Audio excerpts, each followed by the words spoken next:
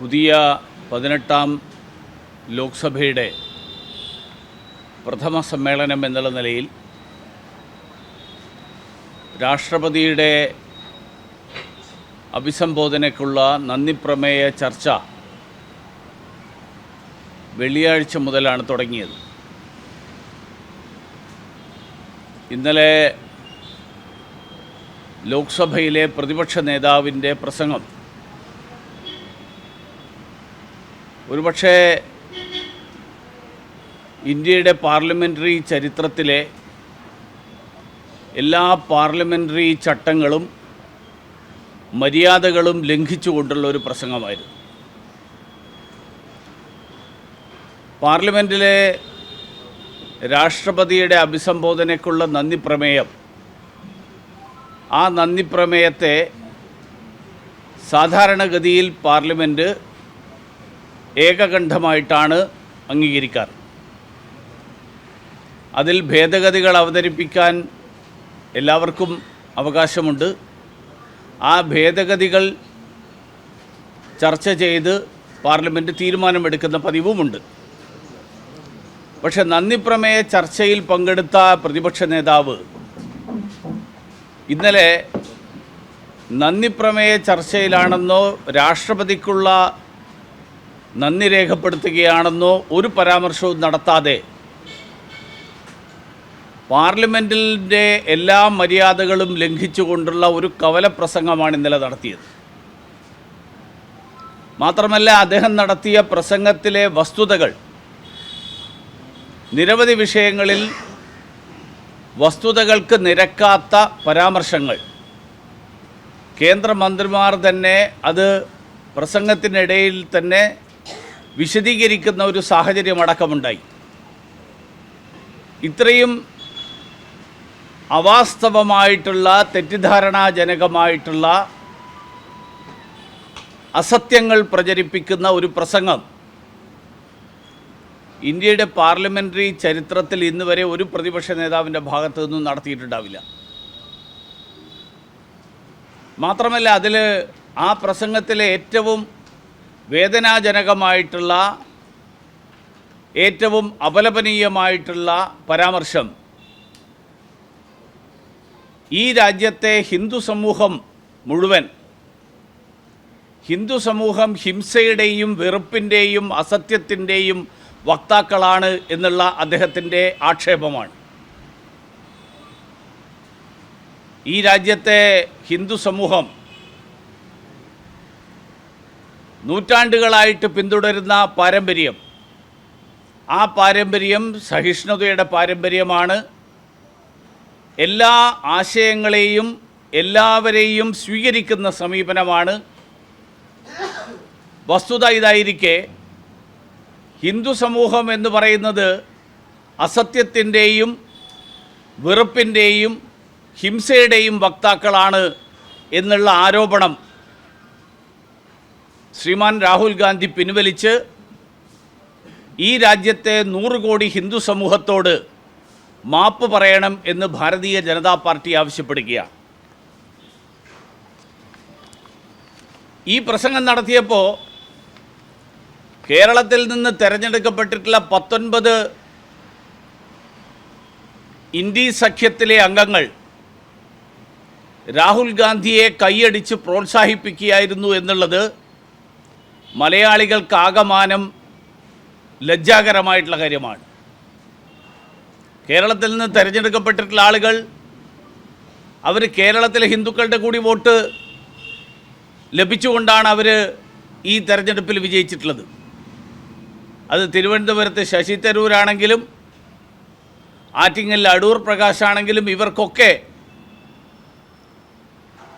ഇവിടുത്തെ ഹിന്ദു ക്ഷേത്രങ്ങളിൽ പോവുകയും ദർശനം നടത്തുകയും തങ്ങൾ ഹിന്ദുക്കൾക്ക് വേണ്ടി കൂടി നിലകൊള്ളുന്ന ആളുകളാണെന്നുള്ള ധാരണ പലർത്താൻ ശ്രമിക്കുന്നവരും ആയിട്ടുള്ളവരാണ്.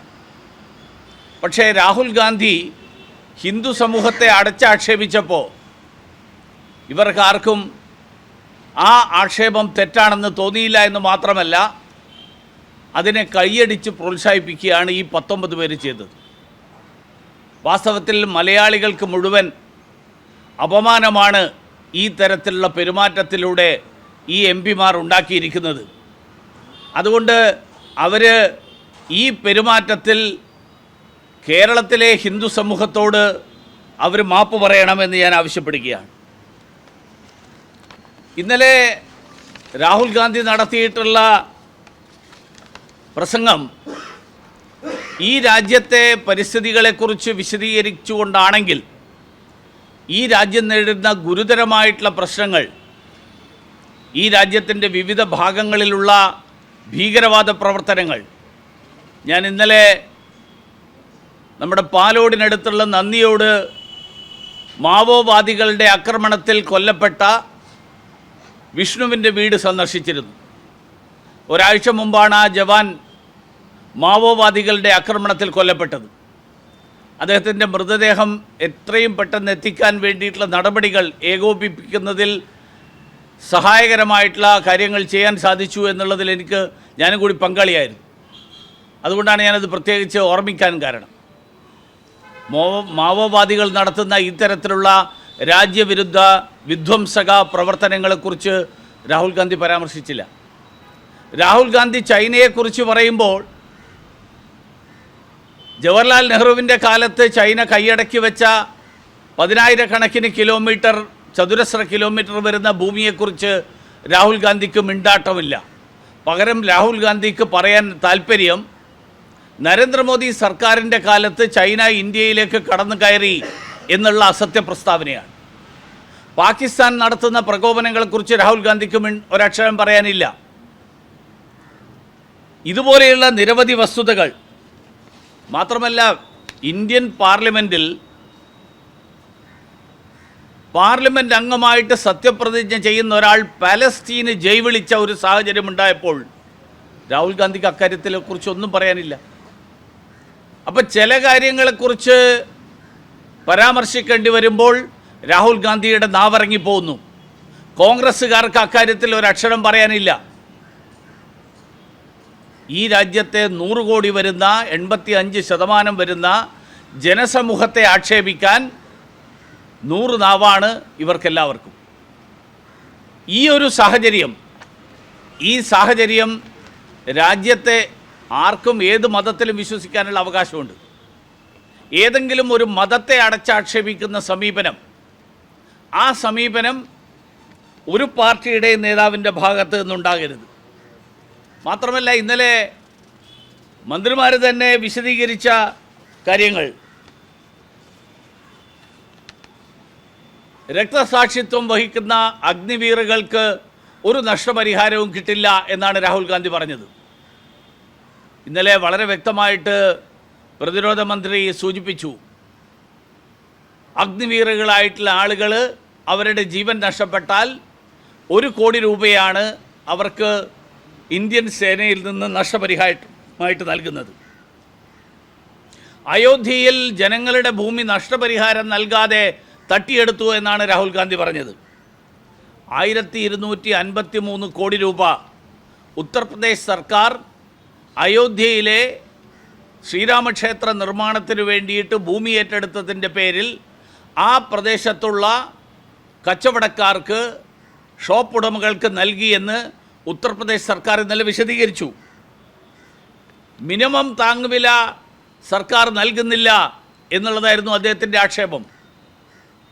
മിനിമം താങ്ങുവില നൽകിക്കൊണ്ട് സർക്കാർ വാങ്ങിയിട്ടുള്ള ഭക്ഷ്യവസ്തുക്കളുടെ കണക്ക്, ആ കണക്കെടുത്ത് പരിശോധിച്ചാൽ രാഹുൽ ഗാന്ധിയുടെ പാർട്ടി ഭരിച്ചിരുന്ന കാലത്ത് ആ കാലത്ത് വാങ്ങിയതിനേക്കാൾ എത്രയോ മടങ്ങാണ് വാങ്ങിക്കൊണ്ടിരിക്കുന്നത് എന്ന് കൃഷിമന്ത്രി ഇന്നലെ വിശദീകരിച്ചു. മാത്രമല്ല, പാർലമെൻറ്റിൽ സംസാരിക്കുമ്പോൾ തൻ്റെ മൈക്ക് ഓഫ് ചെയ്യുന്നു എന്നൊക്കെയുള്ള പരാമർശങ്ങൾ, ഒരു പ്രതിപക്ഷ നേതാവിൻ്റെ പദവിക്ക് നിരക്കാത്ത പരാമർശങ്ങൾ രാഹുൽ ഗാന്ധി നടത്തുമ്പോൾ, ഒരുപക്ഷെ അദ്ദേഹം ഇത്രയും കാലം ഒരു പദവിയും വഹിക്കാതെ ഇരുന്ന് ആദ്യമായിട്ട് ഈ പദവി കിട്ടിയപ്പോൾ അദ്ദേഹത്തിന് ഈ കാര്യങ്ങളെക്കുറിച്ച് ഒരു ധാരണയില്ലാത്തതുകൊണ്ടായിരിക്കണം. അദ്ദേഹത്തിൻ്റെ ഉപദേശകരായിട്ട് കൂടെയുള്ള ആളുകൾ ഈ കാര്യം അദ്ദേഹത്തെ ഉപദേശിക്കണമെന്നാണ് എനിക്ക് അഭ്യർത്ഥിക്കാനുള്ളത്. മാത്രമല്ല, പാർലമെൻറ്റിൽ സ്പീക്കർക്ക് പുറംതിരിഞ്ഞ് നിൽക്കരുത് എന്നുള്ളത് പാർലമെൻ്ററി മര്യാദയുടെ ഭാഗമാണ്. രാഹുൽ ഗാന്ധിയുടെ ഇന്നലത്തെ പ്രസംഗത്തിൽ രാഹുൽ ഗാന്ധി പകുതി സമയം സ്പീക്കർക്ക് പുറംതിരിഞ്ഞ് നിൽക്കുകയായിരുന്നു പ്രസംഗം. അപ്പോൾ ഒരു പ്രതിപക്ഷ നേതാവിൻ്റെ ഇന്ത്യൻ പാർലമെൻറ്റിലെ അംഗമായിട്ട് ഉള്ള ഒരു സാധാരണ അംഗത്തിൻ്റെ കാര്യം പോട്ടെ, പ്രതിപക്ഷ നേതാവ് എന്നുള്ള നിലയിൽ ഒരു തരത്തിലും ന്യായീകരിക്കാൻ കഴിയാത്ത പരാമർശങ്ങൾ, ന്യായീകരിക്കാൻ കഴിയാത്ത പെരുമാറ്റം, ആ പെരുമാറ്റമാണ് രാഹുൽ ഗാന്ധിയുടെ ഭാഗത്തു നിന്നുണ്ടായത്. അതുകൊണ്ട് ഈ പ്രസ്താവന പിൻവലിച്ചുകൊണ്ട്, അസത്യപ്രചരണങ്ങൾ അവസാനിപ്പിച്ചുകൊണ്ട് ഈ രാജ്യത്തെ ജനങ്ങളോട് രാഹുൽ ഗാന്ധി മാപ്പ് പറയണം. ഇതിനെ കൈയടിച്ച് പ്രോത്സാഹിപ്പിച്ച കേരളത്തിലെ 19 എംപിമാർ കേരളത്തിലെ ഹിന്ദു സമൂഹത്തെ അവഹേളിക്കുന്ന ഈ സമീപനം, ആ സമീപനം അവസാനിപ്പിക്കണം എന്നാണ് ഭാരതീയ ജനതാ പാർട്ടിക്ക് ആവശ്യപ്പെടാൻ.